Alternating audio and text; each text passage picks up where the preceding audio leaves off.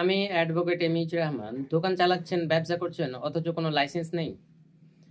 ব্যবসা, দোকান এইসবের জন্য যদি আপনার কাছে লাইসেন্স না থাকে তাহলে আপনিও পড়তে পারেন আইনি জটিলতার মধ্যে। তাই যদি আইনি জটিলতার মধ্যে পড়তে না চান তাহলে অবশ্যই আপনার যে ব্যবসা কিংবা দোকান রয়েছে তার অবশ্যই লাইসেন্স বানিয়ে ফেলুন।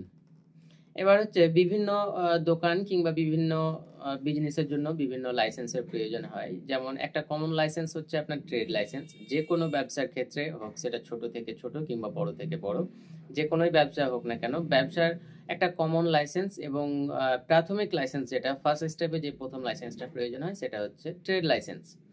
অন্য কোনো লাইসেন্স থাক কিংবা না থাক, আপনারা অবশ্যই এই ট্রেড লাইসেন্সটা বানিয়ে নেবেন। আর এই ট্রেড লাইসেন্সটা ইস্যু করে হচ্ছে পঞ্চায়েত এলাকার জন্য পঞ্চায়েত অফিস এবং মিউনিসিপ্যালিটি এলাকার জন্য মিউনিসিপ্যালিটি অফিস এইটাকে ইস্যু করে, এবং এটা টোটালটাই অনলাইন প্রসেস।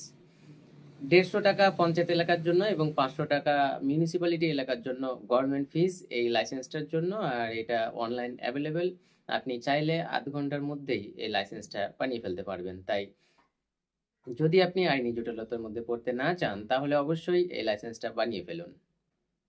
পরবর্তী ভিডিওতে আমি আলোচনা করব যে এক্সাক্ট কোন কোন দোকান কিংবা বিজনেসের জন্য কোন কোন লাইসেন্সের প্রয়োজন।